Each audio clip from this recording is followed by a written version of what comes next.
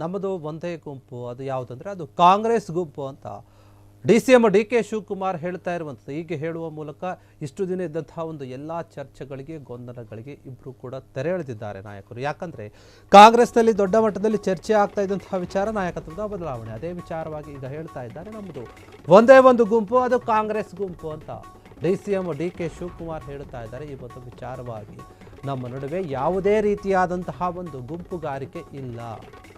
DCM ಸ್ಪಷ್ಟಪಡಿಸ್ತಾ ಇದ್ದಾರೆ, ನಮ್ಮದು ಒಂದೇ ಒಂದು ಗುಂಪು, ಅದು ಕಾಂಗ್ರೆಸ್ ಗುಂಪು ಅಂತ ಹೇಳ್ತಾ ಇದ್ದಾರೆ.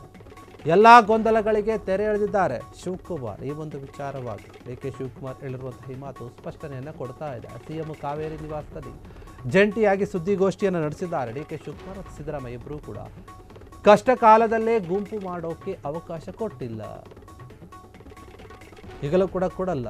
ನಮ್ಮಲ್ಲಿ ಏನೇ ಇದ್ರೂ ಕೂಡ ಯಾವುದೇ ರೀತಿಯಾದ ಗುಂಪುಗಾರಿಕೆ ಇಲ್ಲ, ಒಂದೇ ಗುಂಪಿದೆ, ಅದು ಕಾಂಗ್ರೆಸ್ ಗುಂಪು ಅಂತ ಒಗ್ಗಟ್ಟಿನ ಸಂದೇಶವನ್ನು ಸಾರಿದ್ದಾರೆ DK ಶಿವಕುಮಾರ್. ನಾವು ಒಗ್ಗಟ್ಟಾಗಿದ್ದೀವಿ ಅಂತ, ನಾನು ಮುಖ್ಯಮಂತ್ರಿಗಳು ಒಗ್ಗಟ್ಟಿನಿಂದ ಇದ್ದೇವೆ, ನಮ್ಮ ಮಧ್ಯೆ ಯಾವುದೇ ಕೂಡ ಗೊಂದಲಗಳು ಇಲ್ಲ, ಒಟ್ಟಿಗೆ ಸೇರಿ ಕೆಲಸವನ್ನು ಮಾಡ್ತಾ ಇದ್ದಾವೆ, ಮುಂದೆ ಕೂಡ ಮಾಡ್ತೀವಿ ಅನ್ನುವಂತಹ ಮಾತನ್ನು ಹೇಳಿರುವಂಥದ್ದು DK ಶಿವಕುಮಾರ್.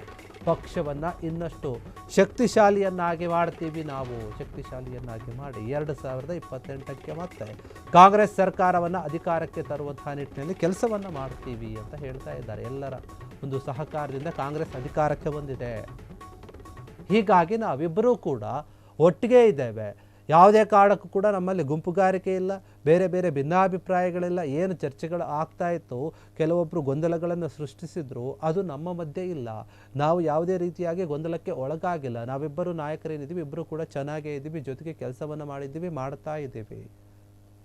ಹೀಗಾಗಿ ಮುಂದಿನ ದಿನಗಳಲ್ಲಿಯೂ ಕೂಡ ಒಟ್ಟಿಗೇನೇ ಇರ್ತೀವಿ ಅಂತ ಹೇಳಿ ಒಗ್ಗಟ್ಟಿನ ಮಂತ್ರವನ್ನು ಜಪಿಸ್ತಾ ಇದ್ದಾರೆ DK ಶಿವಕುಮಾರ್. ಯಾಕಂದರೆ ಇದೇ ವಿಚಾರವಾಗಿ ಕಾವೇರಿ ನಿವಾಸದಲ್ಲಿ ಜಂಟಿಯ ಸುದ್ದಿಗೋಷ್ಠಿಯನ್ನು ನಡೆಸಿದರು.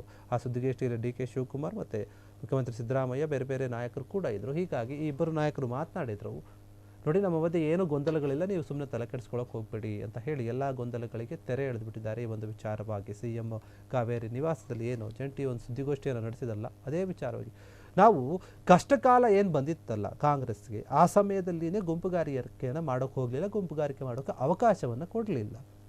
ಆಗಲೂ ಕೂಡ ತುಂಬ ದೃಢವಾಗಿದ್ವಿ, ನಂಬಿಕೆಯಿಂದ ಇದ್ವಿ, ಒಬ್ಬರ ಮೇಲೆ ಒಬ್ಬರು ನಂಬಿಕೆಯನ್ನು ಇಟ್ಕೊಂಡು ಕೆಲಸವನ್ನು ಮಾಡಿದ್ವಿ. ಅದೇ ರೀತಿಯಾಗಿ ನಾವು ಈಗಲೂ ಕೂಡ ಇದ್ದೇವೆ. ಈಗಲೂ ಕೂಡ ಯಾವುದೇ ಒಂದು ಗುಂಪುಗಾರಿಕೆ ಗೊಂದಲಗಳು ನಮ್ಮಲ್ಲಿ ಇಲ್ಲ, ನಾವು ಸ್ಪಷ್ಟವಾಗಿದ್ದೇವೆ. ನಮ್ಮ ಬಗ್ಗೆ ಯಾರು ಕೂಡ ವಿನಾಕಾರಣ ಬೇರೆ ಬೇರೆ ರೀತಿಯಲ್ಲಿ ಚರ್ಚೆ ಮಾಡೋದು ಬೇಡ. ಇದು ಕಾಂಗ್ರೆಸ್ ಗುಂಪುಗಾರಿಕೆಯ ವಿಚಾರ ಅಲ್ಲ, ನಾವು ಯಾವತ್ತೂ ಕೂಡ ಗುಂಪುಗಾರಿಕೆ ಮಾಡಲ್ಲ ಅಂತ ಹೇಳಿ ಕಾಂಗ್ರೆಸ್ನ ಒಗ್ಗಟ್ಟಿನ ಒಂದು ಸಂದೇಶವನ್ನು ಸಾರಿರುವಂಥದ್ದು DK ಶಿವಕುಮಾರ್. ನಾನು ಮುಖ್ಯಮಂತ್ರಿ ಸಿದ್ದರಾಮಯ್ಯ ಅವರು ಇಬ್ಬರೂ ಕೂಡ ಒಟ್ಟಿಗಿದ್ದೀವಿ, ಒಟ್ಟಿಗೆ ಕೆಲಸ ಮಾಡ್ತಾ ಇದ್ದೀವಿ, ನಾವಿಬ್ಬರೂ ಕೂಡ ಸೇರಿಕೊಂಡು ನಮ್ಮ ಪಕ್ಷದ ಒಂದು ಶಕ್ತಿಯನ್ನು ಇನ್ನಷ್ಟು ಹೆಚ್ಚಿಸ್ತೀವಿ. ಮುಂದಿನ ದಿನಗಳಲ್ಲಿಯೂ ಕೂಡ ನಾವು ಶಕ್ತಿಯನ್ನು ಹೆಚ್ಚು ಮಾಡಿ 2028ಕ್ಕೆ ಮತ್ತೆ ಕಾಂಗ್ರೆಸ್ ಸರ್ಕಾರವನ್ನು ಅಧಿಕಾರಕ್ಕೆ ತರೋಕೆ ಯೋಚನೆ ಮಾಡ್ತಾ ಇದ್ದೀವಿ. ಅದೇ ನಿಟ್ಟಿನಲ್ಲಿ ಕೂಡ ನಾವಿಬ್ಬರು ಕೆಲಸ ಮಾಡಿ ಸಾಕ್ತಾ ಇದ್ದೀವಿ. ನಮ್ಮ ಯೋಚನೆ ಇರೋದು ಮುಂದಿನ ಚುನಾವಣೆಯಲ್ಲೂ ಕೂಡ ಕಾಂಗ್ರೆಸ್ ಸರ್ಕಾರವನ್ನು ಅಧಿಕಾರಕ್ಕೆ ತರೋದಾಗಿದೆ.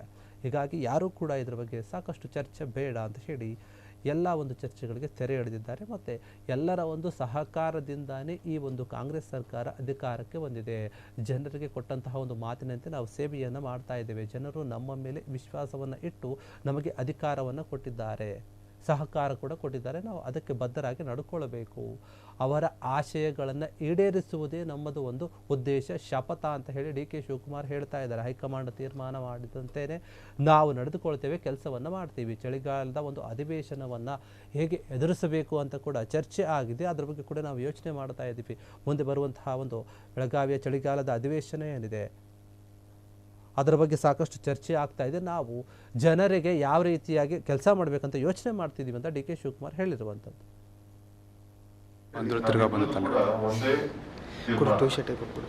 ಇನ್ನೂ ಕ್ಲೋಸ್ ಅಪ್ ಹೋಗಲ್ಲ, ಏನಾಗಲ್ಲ ಈ ಟೈಮಲ್ಲಿ, ಏನು ಹೋಗು ಕ್ಲೋಸ್. ಈಗ ಆ ಕಡೆ ಹೇಳ್ಕೊ, ಸ್ವಲ್ಪ ಆ ಕಡೆ ಹೇಳ್ಕೊ, ಫ್ರೇಮ್ ಹಚ್ಚೋದು ಏನಾಗಲ್ಲ ಅಷ್ಟೇ.